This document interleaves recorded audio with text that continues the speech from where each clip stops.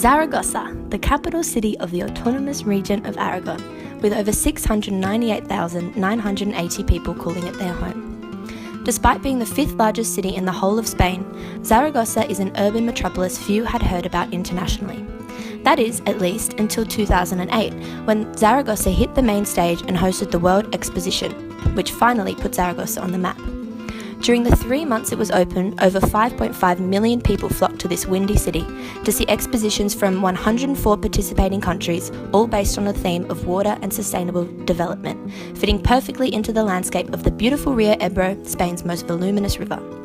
This virtual landscape tour will explore how the space is used and viewed by people of Zaragoza today, almost a decade since World Expo left the city. In order to appropriately analyse the site today, it is important to have an understanding of how Expo was in the past. Hosting World Expo 2008 had a plethora of positive outcomes for Zaragoza. It encouraged huge amounts of tourism into the area, thus boosted the regional economy. It brought together the top scientists, engineers and diplomats from around the world to discuss issues surrounding water and sustainable development, and it injected a sense of liveliness and innovative atmosphere into the ancient Spanish city. Some local residents had this to say about their perceptions of World Expo 2008. Porque era un evento importante en España y en Zaragoza. Sí, hubo muchísima gente. One of the most striking features of the old Expo space in Zaragoza is its architecture. Some of the world's most famous architects were recruited to design the amazing pavilions, buildings, structures and bridges, which combined to create a true sense of place in the Expo area. The buildings themselves have a double purpose. They were designed to host the different expositions from all of the countries around the world, and at the same time act as boundary creators and path makers that guide us through the park. Lee and Ingold argue that the locomotive, or getting around aspect of walking, allows for an understanding of places being created by routes, whilst Pink suggests that the idea of a route is a place in itself. Whilst walking through the Expo space, I couldn't help but notice how the buildings encouraged me to take a certain route in and out of the structures and through the open plazas. As such, the buildings create an inevitable sense of movement throughout the park. These days, it seems the building's only purpose is to add to this sense of place by creating routes through the park, as the majority of the buildings are completely empty. Walking through the park, I made a conscious effort to engage all of my senses, as Pink suggests that seeing, smelling, touching, hearing and simultaneously creating the texture of the environment are vital ways to experience a place. And in doing so, I was overwhelmed by feelings of emptiness, loneliness, coldness and a complete lack of life and inspiration. I found that I experienced these emotions most when peering into the buildings which cost millions of euros to build, and viewing the paint peeling off the walls, the layers of dust covering every surface, and huge signs reading "Do not enter."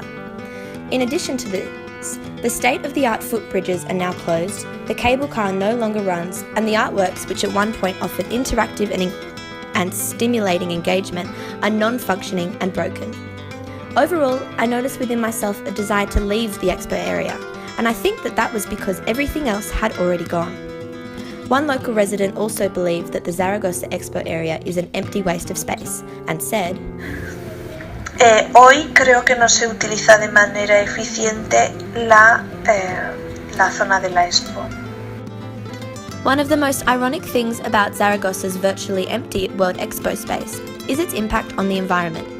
At the time of construction, the buildings were built with eco-friendly materials and powered by wind and solar energy. During Expo, all rubbish was recycled, all buses and cars servicing the event ran on hydrogen, and all promotional materials were made of recyclable and ecological products. As the theme was water and sustainable development, the event aimed for zero environmental impact.